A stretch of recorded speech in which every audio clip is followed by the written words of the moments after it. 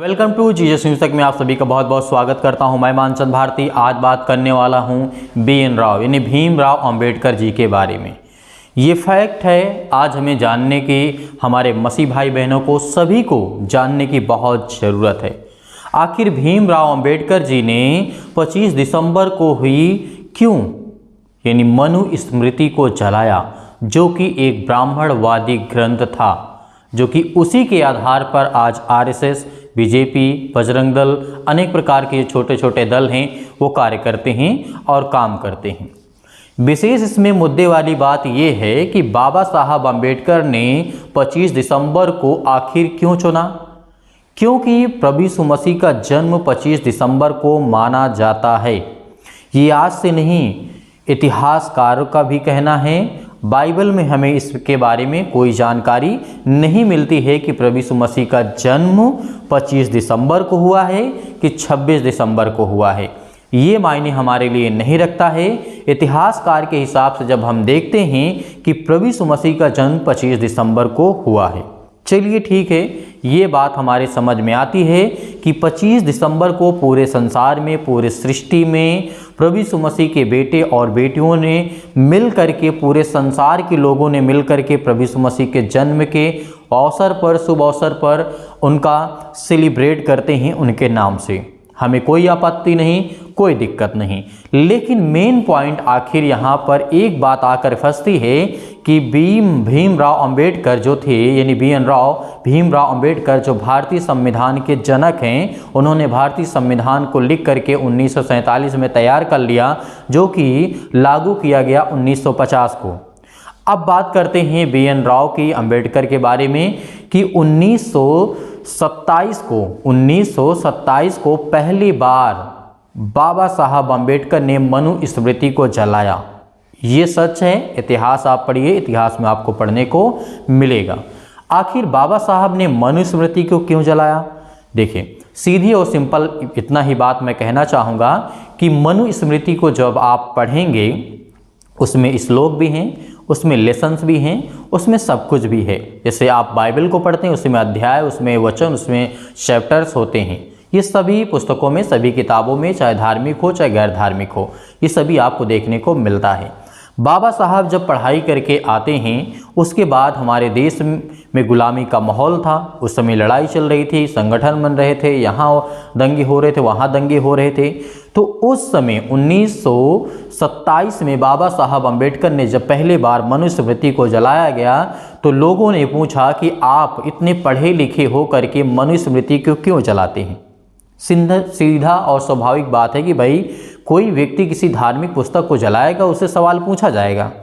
तो उसी तरीके से बाबा साहब अम्बेडकर से जब यह पूछा जाता है कि आखिर आपने ऐसा क्यों किया, आप इसे क्यों जलाएं, तो बाबा साहब ने बहुत सारी बातें कही, लेकिन जो संक्षेप में है उसको मैं बताने की और समझाने की कोशिश करता हूँ।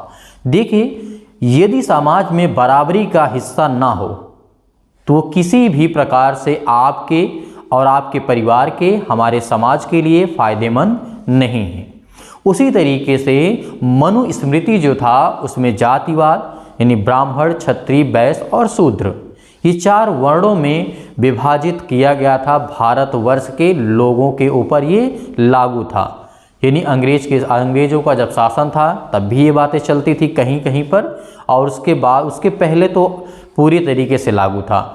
इसमें महिलाओं को वंचित रखा गया था, पढ़ाई से, लिखाई से, कामों से, संगठन में, राजनीतिक में, हर एक चीज़ों से उन्हें वंचित किया गया था। महिलाओं को खास करके आज भी आप पढ़ेंगे तो आपको इसमें मिलेगा, क्योंकि इसमें पुरुष प्रधान था, पुरुष सत्ता दल था इसमें, मनुस्मृति में। तो बाबा साहब जब ये पढ़ते हैं कि इसमें मतलब बराबरी का कोई भी हिस्सा हमें दिखाई नहीं देता है, तो ये जातिवादी का जहर यानी जो आप ग्रंथ को जब जानते हैं कि जिस तरीके से मनुस्मृति को बाबा साहब ने जलाया, इसमें जातिवाद, धर्म, बहुत सारे शूद्र वर्ण के लोग, SC ST OBC के लोग सब उनके नीचे काम करेंगे, उनके पांव दबाएंगे, उनके घर में काम करेंगे, यही सब आपको पढ़ने को मिलेगा। तो बाबा साहब ने सोचा क्यों ना हम भारत के लिए ऐसा संविधान बनाएं, ऐसा कुछ करें कि सबका बराबरी का हिस्सा हो। अब मैं आपको एक किस्सा सुनाता हूँ, इससे आप बहुत अच्छी तरीके से समझ जाएंगे। देखिए एक पेड़ होता है, मान लीजिए किसी भी चीज़ का पेड़ होता है, मान लीजिए आम का पेड़ हो गया। अब उसमें फल लगे हुए हैं, आम लगे हुए हैं। अब 100-150 लोग हैं वहाँ पर, बूढ़े जवान, लड़की लड़का, मतलब हर एक प्रकार के, हर एक मतलब ओहदे के, छोटा बड़ा ताकतवर, बहुत शक्तिशाली और कमज़ोर से कमज़ोर लोग वहाँ पे इकट्ठे हैं। अब वहाँ पर एक आम का पेड़ होता है। अब वहाँ पर ये कह दिया जाए जो जिसके पास जितनी ताकत हो, जितनी हिम्मत हो, जा कर के वो ले ले। अब मेरे प्रियो आप बताइए आम कौन पाएगा? पहली बात तो जिसके पास ताकत है, जो लंबा है, जो ताकतवर है, जो धनवान है, वही सब पाएंगे। जो गरीब है, जो नहीं चल पाता है, वो कहाँ से उसको तोड़ पाएगा और वह कहाँ से उसको खा पाएगा? तो आपको इसमें क्या समझ में आया? इसमें ये समझ में आया कि ये एक बराबरी का हिस्सा नहीं है हमारे समाज के लिए, हमारे जीवन के लिए, हमारे घर परिवार, हमारे समाज के लिए। तो बाबा साहब ने जिस तरीके से हमें कहा कि दलित, SC ST OBC के लोगों को इन्होंने बहुत अत्याचार किया, हमारे परिवार, हमारे पूर्वजों को बहुत बेरहमी से हजारों साल तक गुलाम बना करके रखे, बहुत सारी बातें बाबा साहब ने कही। तो बाबा साहब ने आखिर 25 दिसंबर को क्यों चुना? अब ये एक सवाल ये आ गया। देखिए बाबा साहब पढ़े थे कोलंबिया विश्वविद्यालय में, जो कि आप जानते हैं अमेरिका, लंदन, ब्रिटिश, जितने भी आप भी बड़े बड़े शहर मतलब कंट्री देख रहे हैं, तो वहाँ पर अक्सर इंडिया के लोग पढ़ने जाते थे। तो बाबा साहब भी वहीं से पढ़े थे, तो उन्होंने बाइबल के बारे में जाना था। तो उसी तरीके से महात्मा गांधी भी बाइबल के बारे में जानते थे। वो वकील थे, वो भी क्रिश्चियन विद्यालय से पढ़े, विश्वविद्यालय से पढ़े, तो वो भी बाइबल के बारे में अच्छी तरीके से जानते हैं। तो बाबा साहब की जब हम बात करते हैं यहाँ पर, बाबा साहब ने देखा कि प्रभु यीशु मसीह का मतलब, वो अपने शब्द में कहते हैं कि ईसा मसीह का जन्म होता है सृष्टि में, इस सृष्टि पर जन्म होता है, जो कि ना किसी मंत्री के यहाँ, ना किसी विधायक के यहाँ, ना किसी धनवान व्यक्ति के यहाँ, ना किसी राजा के यहाँ, ना किसी सत्ता दल के यहाँ, बल्कि ये बात बहुत ध्यान से सुनिएगा आप, बल्कि एक बढ़ई के घर में परमेश्वर ने ईश्वर के रूप में प्रभु यीशु मसीह को उस घर में भेजा।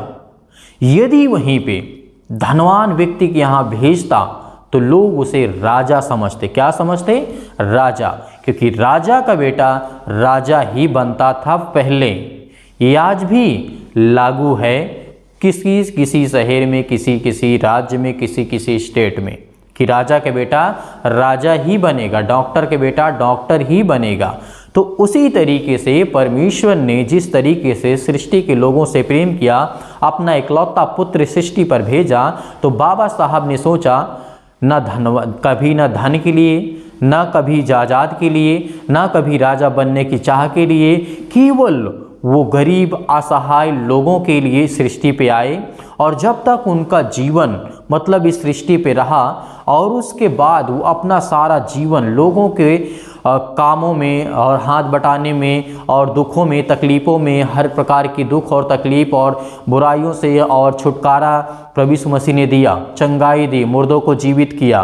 तो बाबा साहब जब ये पढ़ते हैं, देखते हैं कि ऐसा हम एक संविधान बनाते हैं, जो कि बाबा साहब ने 25 दिसंबर को ही उस मनुस्मृति को जलाया था। मेन मकसद, मेन कारण इसका यही था कि बाबा साहब का मानना था कि जब ईसा मसीह संसार में आते हैं, ना किसी राजा, न किसी मंत्री, न किसी संतरी के यहाँ जन्म लेते हैं, बल्कि एक बढ़ई के यहाँ जन्म लेते हैं और पूरे सृष्टि में, पूरे संसार में प्यार का संदेश देते हैं और लोगों को जीवन देते हैं और उनको आशीष देते हैं और उनके जीवन को बचाने के लिए आए थे मेरे प्रियो।